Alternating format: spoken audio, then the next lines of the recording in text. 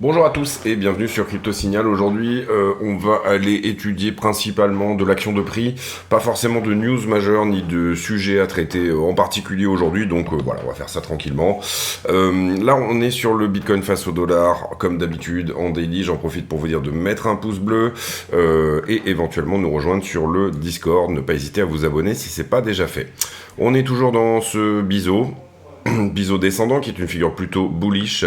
Alors on est sorti de cet élargissement et ça j'en ai parlé. Maintenant qu'on en est sorti, j'en ai déjà parlé hier mais je fais un petit point là-dessus. Maintenant qu'on est sorti de cet élargissement là, donc cassure vers le haut plus ou moins comme prévu, on peut en calculer une target un petit peu plus précise.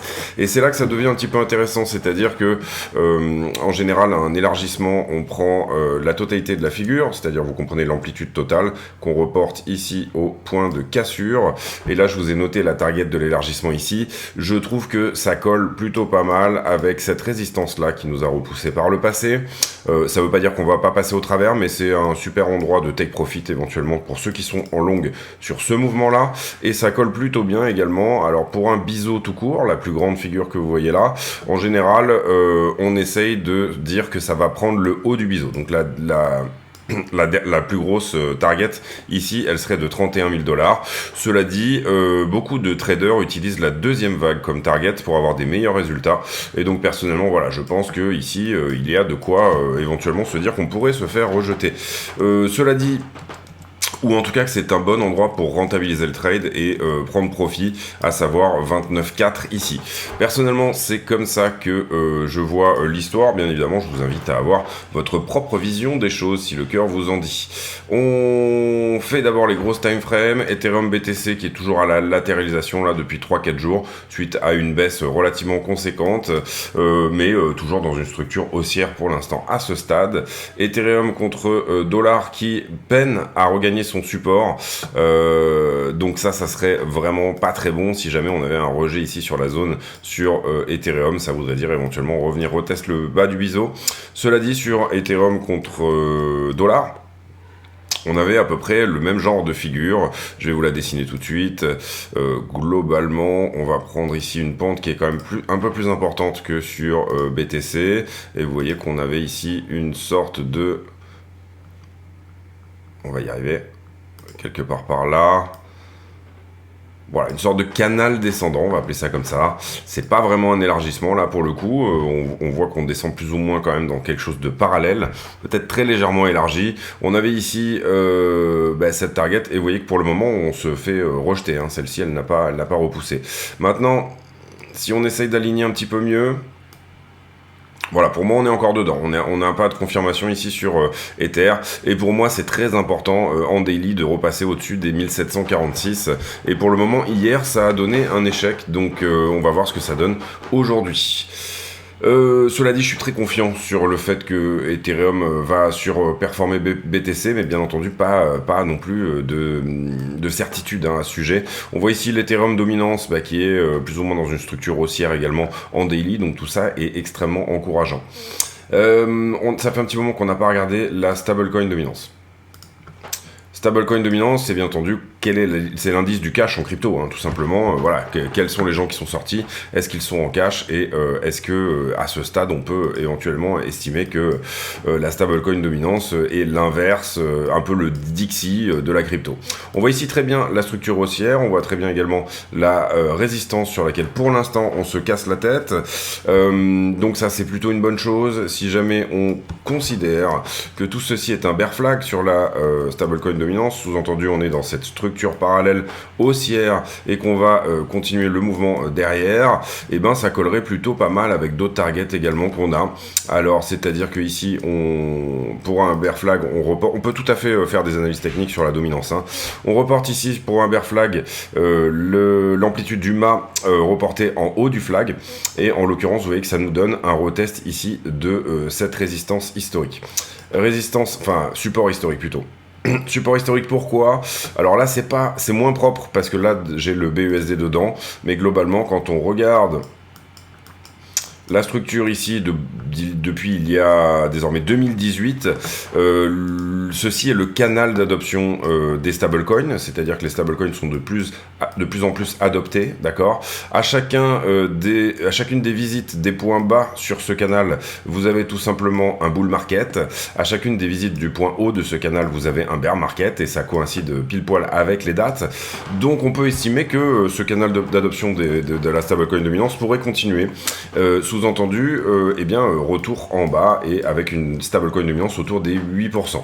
Je me remets sur le channel qui comprend le BUSD et en l'occurrence, vous voyez que ça nous donnerait ici effectivement quelque chose de plutôt propre au niveau de la target. Également, ce qu'on peut regarder, c'est qu'on avait une autre target qu'on avait mis en avant il y a de ça un sacré moment et qui correspond plus ou moins à la target de ce double top là. Celui-ci, d'accord, on a perdu la ligne de coup ici, elle a été retestée ici, vous voyez, excusez-moi du coup, même c'est celui-ci, autant pour moi, le plus grand, sur lequel on s'est fait rejeter. Ce double top là, il a quoi comme target? Il a tout simplement la même target, c'est-à-dire à peu près les 8% de dominance. Donc si jamais on concrétise le bear flag plus le double top, ça nous donnerait finalement un Bitcoin duquel on peut calculer le niveau, puisque on a ici des dates auxquelles le Bitcoin a été dans ces niveaux-là. Et concrètement, on peut parler ici du à peu près 6 avril, hein, j'ai regardé ça hier, il n'y a pas très longtemps, des targets autour du 6 avril. Qu'est-ce que ça nous donne le 6 avril? Si je retourne sur la charte de BTC, eh bien, ça nous donne, vous le voyez ici, cette target-là, en fonction de la stablecoin dominance. Au 6 avril, on était tout simplement à 43 000 $. Ça voudrait dire quoi? À dominance égale, et la dominance du Bitcoin a augmenté depuis. Donc ça veut dire qu'on peut éventuellement réévaluer cette target très légèrement un peu plus bas. Excusez-moi, donc oui, je parlais de cette target qu'on peut éventuellement mettre en avant par rapport à la stablecoin dominance. On avait aussi une target qui était celle-ci, que j'avais calculée, je pense, grâce à une épaule-tête-épaule inversée ou quelque chose comme ça. Oui, il semblerait que ça soit ça, oui, tout à fait. À la recassure, vous le voyez ici, de ce point-là, on a effectivement une épaule-tête-épaule inversée ici. Donc on a quand même pas mal de confluences chartistes, je vais y arriver. On a quand même pas mal de confluences chartistes pour dire que peut-être, épaule-tête-épaule inversée, elle est là. On a le retest qui se fait actuellement. On avait eu un rejet ici, ce qui nous donne la deuxième épaule. Actuellement, on est au retest, puisqu'on reteste justement cette histoire-là. Si jamais ça tient, eh ben, ça nous donne une target également autour des 40 800 $. On a quand même pas mal de confluences chartistes pour dire qu'on va y aller. On a autre chose également. On a cet élargissement là qui est en train de se former. Donc attention à ça aussi. Ça, c'est une figure qui est bearish. Si jamais on reste dans le respect, on va dire, des droites qui sont celles-ci, eh ben c'est plutôt une figure bearish. En général, alors moi je prendrais pas ces deux droites là, hein. Peut-être que c'est la fin, hein, d'ailleurs, hein. Si jamais là on a touché, vous comprenez ici qu'on vient de refaire une touchette sur le bas. Donc là il y aurait une 1, 2, 3, 4, 5 et target d'un élargissement. Pour le coup ça serait un nouveau plus bas. Je vais y arriver. Décidément du mal aujourd'hui. C'est dimanche, hein, du coup. Donc ça serait un nouveau plus bas, sous-entendu, on reporte pareil hein, que ce que j'ai fait sur la figure haussière, l'amplitude au point de cassure. Si jamais on cassait là tout de suite actuellement, ça nous ramènerait aux 12 700 $ sur Bitcoin. Et je rappelle que tout cela n'est pas impossible, hein, bien évidemment. Maintenant, on va voir si ça tient. Déjà, ce support-là des 25,2, il est extrêmement important, à peu près 25 000, enfin en tout cas l'attaque de ce creux-là, qui nous donne cette fameuse ligne de coup que vous voyez là. Et aujourd'hui, on va faire plutôt du long terme, hein, c'est dimanche, donc du coup, voilà. Ici, on a cette ligne qui pour l'instant semble tenir. Si jamais on repart de l'autre côté, encore une fois, target 40 000 sur du chartisme, et si jamais on enfonce, ben, malheureusement on perd cette espèce d'élargissement, ce qui voudrait dire target 12 700. Personnellement, vous le savez, moi je suis plutôt haussier et je vise plutôt les 40 000 que les 12 700 parce que je pense que les dispositions fondamentales sont plutôt réunies en ce moment sur Bitcoin pour que Bitcoin puisse nous donner une petite poussée supplémentaire. Et derrière, personnellement, moi j'aurais tendance à dire qu'on aura peut-être une correction, c'est-à-dire un rejet par ce niveau-là, hein, tout simplement. Là, vous voyez qu'il y a une forme de résistance, ici à peu près. Vous le voyez qu'on n'arrive plus à la repasser ici. Et pourtant, c'était tout ce bear flag là ici était des moments où on avait des conditions qui étaient extrêmement bulles. Je me rappelle qu'en mars, il y avait des choses qui étaient en train de se mettre en place et qui étaient plutôt pas mal. Maintenant, on va aller voir la news, puisque je vous ai couvert du coup la stablecoin dominance, etc. Ce qu'on peut montrer aussi de relativement intéressant, mais on va le faire en faisant les news. On va revenir sur cette charte en faisant les news, ça sera beaucoup plus intéressant. Ici, pour moi, pas grand-chose sur le Wall Street Journal. Et ici, on a déjà couvert ce sujet-là hier. Pareil, pas grand-chose sur Journal du Coin. Alors voilà, c'est ça. On a effectivement cette idée que BlackRock est en train de postuler pour faire un ETF spot. Quelle est actuellement la chose la plus proche d'un ETF spot? Bon, il y en a déjà au Canada, etc., mais il n'y en a pas d'existants aux États-Unis. Ils ont tous été rejetés. Et notamment, on a Grayscale qui a 640 000 bitcoins et qui est un trust, qui n'est pas un ETF. Grayscale qui voudrait, et qui a présenté ici plusieurs fois, qui a postulé plusieurs fois pour transformer le trust du Grayscale BTC en ETF spot également. Pourquoi c'est important? D'abord, c'est important parce que quand cette news elle est sortie vendredi, que BlackRock allait postuler pour faire un ETF spot, on a vu un énorme regain sur le GBTC. GBTC, ici, vous le voyez, plus 13% dans la journée, et vous comprenez que vendredi, à ce moment-là dans la journée, donc ça sous-entend que les institutionnels sont rentrés assez fort sur GBTC, et ce, notamment vendredi. Pourquoi? Parce que Larry Fink, qui est le boss de BlackRock, présente un ETF spot. Si jamais il est accepté, il y a des très bonnes chances que l'ETF de Barry Silbert, qui est le PDG de Grayscale, soit accepté également. Il n'y aurait pas vraiment de raison ici qu'on refuse, et vous le voyez ici, vous voyez très bien également un peu la même épaule tête épaule inversée que sur Bitcoin. L'Eurotest qui également vient de se faire, et potentiellement là sur GBTC, on a une target de x2, en tout cas depuis la ligne de coup. Ici on est autour des 12-13 $, et on a une target de 24. Target également intéressante puisqu'elle correspond à peu près, alors là on est légèrement en dessous, à la même target que ce que je vous montrais sur BTC. Globalement on serait même légèrement au-dessus sur GBTC, c'est-à-dire qu'on pourrait dépasser éventuellement cette target. Ici la question c'est pas de faire du chartisme nécessairement sur ce que nous dit le GBTC, mais par contre c'est de se rendre compte que vendredi il y a eu un énorme mouvement, un énorme élan vers le GBTC, et que du coup celui-ci s'est apprécié d'autant plus puisque les gens se disent, si jamais, et en général les ETF de BlackRock sont acceptés, si jamais cet ETF là est accepté, donc je parle de celui de BlackRock, on a des très bonnes chances que le Grayscale BTC soit également adopté. Et qu'est-ce que ça pourrait nous dire ? Sous-entendu, vous le comprenez ici en ce moment, Grayscale c'est 626 000 BTC puisqu'ils en vendent un petit peu tous les mois. On a un premium rate, alors je vais peut-être rafraîchir ici parce que peut-être que c'est pas à jour, on sait jamais. Voilà, on a un premium, donc c'est 626 000 BTC effectivement, et on a un premium de 36%. Qu'est-ce que ça veut dire un premium? C'est plutôt un discount en l'occurrence. Ça veut dire que si aujourd'hui j'achète des GBTC, j'ai un droit sur un Bitcoin. Si jamais l'ETF était accepté au niveau de Grayscale, et ce qui serait le cas si jamais celui de BlackRock était accepté aussi, on aurait certainement celui de Grayscale qui rentrerait dedans. Comprenez que ici c'est le plus gros holder de BTC au monde. Grayscale c'est la plus grosse entité qui détient le plus de Bitcoin. Pourquoi? Parce que c'était la seule porte d'entrée pour les institutionnels quand on était finalement en 2018-2019. Donc il y a eu énormément de gens qui en ont acheté, et donc du coup ça a obligé bien entendu Grayscale à acheter en face des BTC. Tout ça est plutôt une bonne chose au sens où déjà le premium se diminue, le discount se diminue, donc ça c'est plutôt une bonne chose. Et ça signale bien évidemment un potentiel retour des institutionnels actuellement sur le Bitcoin. Maintenant, sincèrement,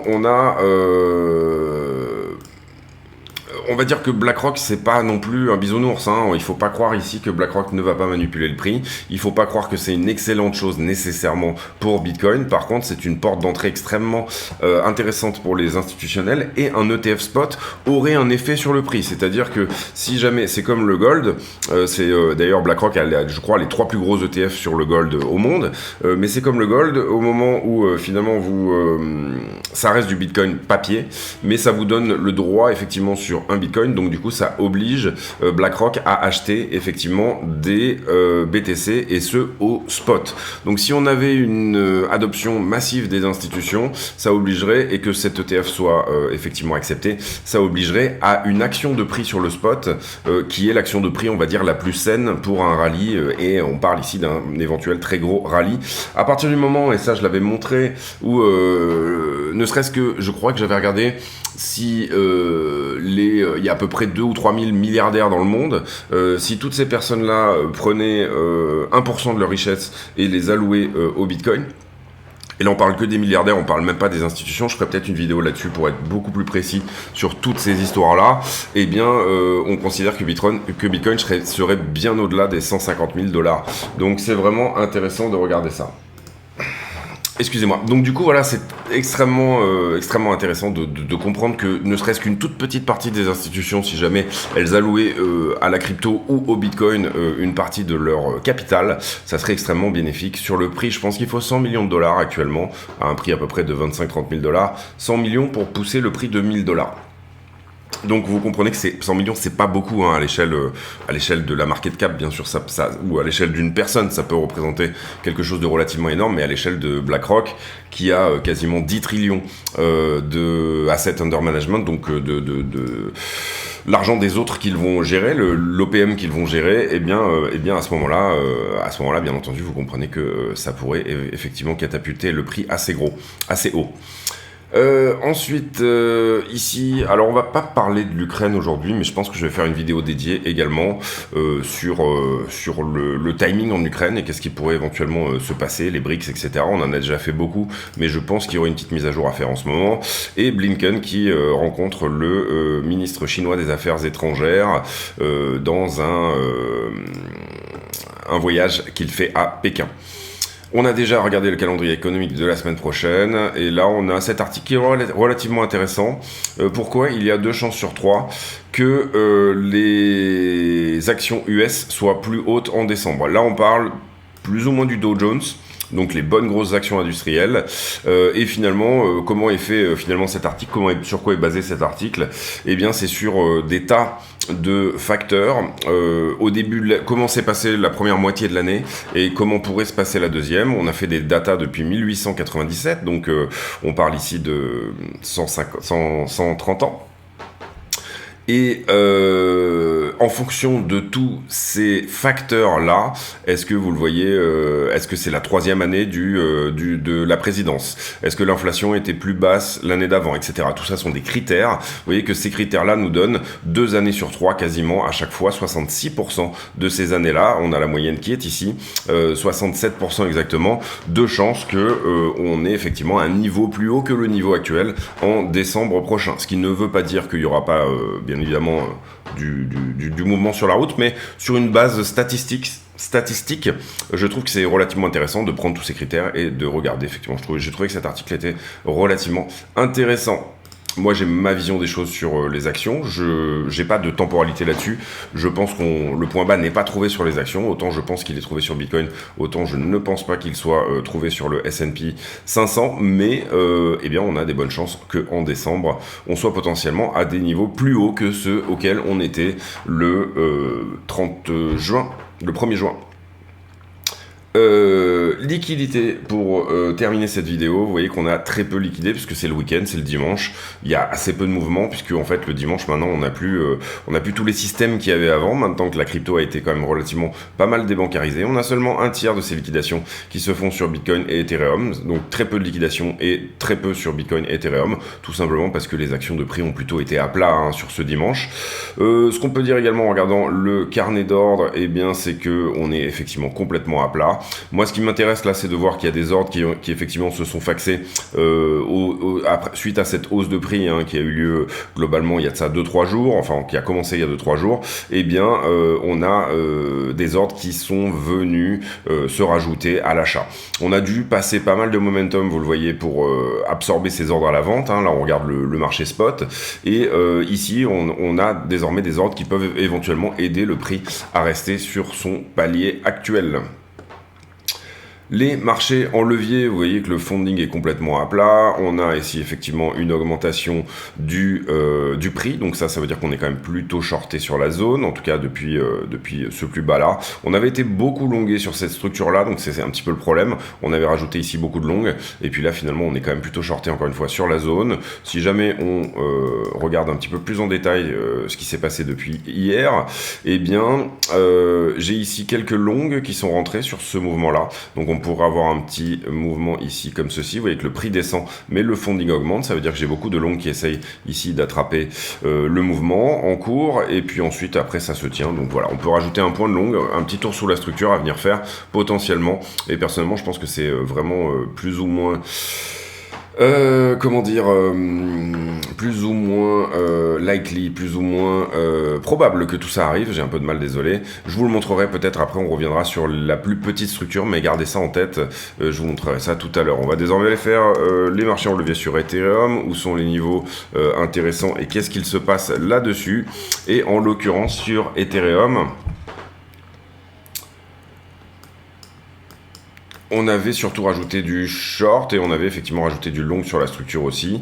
Qu'est-ce qui s'est passé depuis hier? Effectivement, là j'ai un prix qui descend, un funding qui augmente, donc même chose sur Ethereum. J'ai peut-être un petit tour à venir faire sous la structure qui serait à peu près par ici, le point à prendre. Et puis derrière, j'enclenche encore plus de longues, alors que le prix latéralise, vous le voyez, le funding augmente. Donc pour moi, j'enclenche du long là-dessus. Et puis ensuite, derrière, j'enclenche un petit peu de short. Donc on pourrait éventuellement dire que ce niveau-là est également à prendre en short et que ce niveau là est relativement conséquent, donc on pourrait le mettre en 2 pixels. Le prix aurait vraiment quelque chose à venir faire sous les 1715. Ensuite les poches de liquidité, donc là on regarde sur 5 jours avec une granularité la plus importante possible, et on voit qu'on n'a pas rajouté du long nécessairement sur ce mouvement-là. Par contre, on a effectivement 11,23 milliards en position leveragée en dessous des pieds. Donc on est plutôt sur les 5 derniers jours sur une majorité de longueur. C'est aussi sous-entendu au fait qu'il y a eu une action de prix haussière, mais attention à ça, ça pourrait éventuellement préparer une correction baissière. Et par contre sur Ethereum un peu moins, on est à 2,73, 6 fois moins sur Ethereum, donc du coup peut-être qu'Ethereum a moins d'actions de prix réparatrices entre guillemets vers le bas à vouloir faire. Cela dit, on a les futurs qui vont réouvrir ce soir, donc à 23h il y aura réouverture des futurs à la fois sur S&P 500 et bien entendu sur le CM sur Bitcoin. Ici sur la 12h on voit qu'on a globalement la même chose en short et en long en face. Sur la 7 jours, bon, même étude que d'habitude, on a cette poche de liquidité sous les 24 et on a désormais du short qui se rajoute dans cette zone. Donc ça c'est intéressant. Ce qu'on voudrait éventuellement c'est voir cette zone là jaunir, de manière à vraiment rendre intéressant le mouvement pour aller chercher les 28,6 et voir potentiellement, vous le comprenez, on a parlé tout à l'heure des 29,5. On va voir ici comment ça se met en place. Et là, un mois, aujourd'hui, on va passer, parce qu'on l'a déjà regardé hier, grosse poche de liquidité au-dessus, grosse poche de liquidité au-dessous. On est plus ou moins au milieu de rien. Par contre, vous comprenez que ici, sur la un mois, effectivement, on est plus proche d'entamer, de venir bouffer les liquidations qui sont éventuellement dans cette zone. Elles sont pas vraiment vieilles de un mois, on peut dire que ces shorts-là ont été lancés plutôt à partir du 10 juin, donc il y a ça 7 jours, enfin on voit bien ici que c'est le moment où cette zone-là commence à verdir, et cette zone-là commence à jaunir, à savoir les 28 100. Encore une fois, pour moi, on pourrait aller à 29,5 et peut-être même au-delà. Maintenant, c'est mon avis, je le donne sur la chaîne, je trouve ça important de donner son avis parce que sinon ça n'a pas vraiment de sens de faire des vidéos, en tout cas c'est ma manière de voir les choses, et parfois je me trompe, bien évidemment. Ici, même chose sur la 12h, on est même quantité de longues et de short, et toujours sur les poches de liquidité, en l'occurrence sur Ethereum, sur la 7 jours, on voit très bien que il faut aller faire un tour au-dessus des 1008, et aussi qu'on a quelque chose désormais qui s'est mis en place au-delà des 1005. Personnellement, j'aurais tendance encore une fois à dire que le mouvement sera d'abord vers le haut, puis ensuite vers le bas, mais bien entendu, encore une fois, c'est une manière de voir les choses, il va falloir ici que les news aillent dans mon sens, etc. Et sur la 1 mois, on voit très bien cette grosse poche de liquidité jusqu'à 2100, hein, quasiment sur Ethereum, et grosse poche de liquidité en bas jusqu'à 1460, mais ça on en parle plus ou moins tous les jours, donc on va éviter d'être redondant. On va désormais aller faire les petites time frames. Les petites time frames sur Bitcoin. Alors concrètement, Hop, on va y arriver. Concrètement, pour moi, si jamais on corrigeait, on pourrait tout à fait revenir faire un tour. Et désormais, d'ailleurs, cette 15 minutes que j'avais notée là, on va la noter en 4 heures parce que c'est peut-être un peu plus intéressant comme ça. Voilà, et on va la passer en 4 heures tout simplement parce que au départ c'était une 15 minutes et maintenant on a un mouvement qui est un peu plus long, un peu plus grand, donc on peut vraiment considérer que c'est une 4 heures. Personnellement, j'aurais peut-être tendance à dire qu'on a besoin de revisiter ces niveaux-là. Si on le faisait donc aujourd'hui, ça nous ramènerait à 25,7. Et après, au fur et à mesure dans le temps, si on le fait demain, ça nous ramènerait à tel endroit, tel endroit, tel endroit, etc. Vous comprenez que c'est un support oblique potentiel, puisqu'on l'a touché déjà par 3 fois en 4 heures, et c'est un peu la pente de ce mouvement haussier, donc on pourrait ici avoir besoin de revenir, corriger, retester, voilà, le V qui est ici, peut-être même potentiellement le V qui est là, si jamais on fait ce mouvement ce soir par exemple, là vous comprenez que il y aurait une confluence de résistance, de support pardon, potentiel ici, qui serait extrêmement intéressante à venir chercher, c'est-à-dire un mouvement baissier d'à peu près 700-800 $ jusqu'à le retest de cette trend, et puis ensuite on en sort éventuellement vers le haut. En tout cas, je pense qu'ici on a, vous l'avez compris, accumulé un petit peu de longueur et que ça ferait pas forcément de mal d'avoir une petite correction dans la zone. Donc pour rentrer un long sur cette zone-là, personnellement je suis pas extrêmement confiant pour faire rentrer un long. Vous voyez que là on est sur résistance, cette résistance n'a pas cassé, elle a résisté jusque là, donc pas forcément énormément de choses intéressantes à faire sur ces niveaux. Par contre, dès qu'on aura éventuellement retesté les niveaux inférieurs, ça peut être éventuellement intéressant de le faire. La troisième chose, et on la voit, je dirais plutôt en 1 heure, effectivement, c'est qu'on a une jolie trend aussi à mettre en avant là, et quand cette trend sera perdue, ce sera peut-être le mouvement qui commence. Quelque chose à peu près comme ça, ouais. Et là, vous voyez que peut-être, alors on n'a pas encore fini la bougie de 4 heures actuelle, mais peut-être qu'on est en train de manquer de pêche ici pour continuer à avoir, et là on va la mettre en 1 heure du coup, pour continuer à avoir la même pente sur cette idée-là. Donc pardon, on aura la réponse ici pour moi dans 1 heure. Vous voyez que j'ai tracé ma trend d'une bougie d'accumulation à une bougie d'accumulation. J'accepte les mèches, mais je pars quand même des plus bas vers les plus bas. Et voilà, j'ai à peu près la pente du mouvement. Si jamais ici la structure se retournait pour effectivement venir retester un peu plus bas, ça serait tout à fait quelque chose de à peu près logique. Étant donné la liquidité. Pour le moment, qu'est-ce qui peut maintenir ce mouvement? C'est le peu de business qui a été fait ici dans la zone. Vous comprenez ici qu'on a un V du coup, ce V est attaqué par 2 fois déjà, donc ça c'est de la price action pure et dure, hein, mais vous voyez qu'on n'arrive pas à le passer. Si jamais effectivement on perd la trend d'accumulation qui est celle-ci, plus on perd ce support potentiel qui est le V, comprenez qu'on n'a pas grand chose pour nous freiner et pour retourner visiter le V suivant qui est celui-ci, ok? Donc voilà, au niveau de la price action, on a fait le 1 heure, on va regarder désormais le 15 minutes. Bon, c'est globalement plutôt la même chose. Pour moi, on a une 15 minutes qui est peut-être en train de passer baissière, puisque vous le voyez, on a un début de structure comme ceci. Maintenant, toujours la même chose sur le 1 heure, il faut tenir ce niveau, et ainsi de suite, et ainsi de suite. Enfin, tout ce que je vous ai déjà expliqué, plus ou moins sur la 1 heure. Si on va regarder vraiment la 5 minutes, mais je doute, parce que du coup, je poste les vidéos, ça met un certain temps pour les poster, etc., que ça soit extrêmement intéressant. C'est pour ça que plus ou moins en vidéo, j'ai arrêté de le faire. Et ben, qu'est-ce qu'on peut dire? On peut voir que ici, vous le voyez, pour le coup, on a une nouvelle trend ici en 5 minutes. Dès qu'on aura fermé une bougie de 5 minutes sous cette trend, à ce moment-là, on comprendra qu'on est en train d'aplatir. Qu'est-ce qu'on est en train d'aplatir? On est en train d'aplatir ce point pivot-là, qui correspond aux 2 trends. Vous voyez qu'ici, j'ai petit à petit une trend qui se met à plat. D'accord, donc sous-entendu ici le trade il pourrait faire par exemple de 26,8 à 26,3, ce qui en levier est un trade tout à fait correct, c'est-à-dire l'attaque de ce point pivot là, puisque j'ai identifié une trend qui se met à plat. Quand j'identifie une trend qui se met à plat, sous-entendu on va revenir complètement à plat. Si tout ça continue, on va revenir tester le niveau des 26,3. Donc ça c'est pour les plus petites time frames. Vous avez compris, je vous ai donné des niveaux en 1 heure, je vous ai donné des niveaux en 5 minutes, etc. Il faut ici, à chaque fois que vous rentrez dans un trade, sortir le bon flingue, le bon calibre, et le calibre c'est tout simplement la time frame. Donc les TP se font en fonction des time frames et de ce que vous voulez jouer. Vous voulez un trade rapide, mais sûr, vous allez plutôt tenter le trade sur la petite time frame. Vous voulez un trade plus long, mais peut-être moins risqué, avec un levier moindre, etc. Toutes ces choses-là, et plus d'amplitude de prix. Au final, eh bien à ce moment-là, vous allez plutôt jouer La grande time frame. Allez, c'est terminé pour moi. J'espère que cette vidéo vous a plu. Si c'est le cas, n'hésitez pas à mettre le pouce bleu encore une fois, à le dire. Vous avez ici, je pense, pas mal d'aide à la décision en ce qui me concerne, ce que j'appellerais des CGAD, des critères graphiques d'aide à la décision.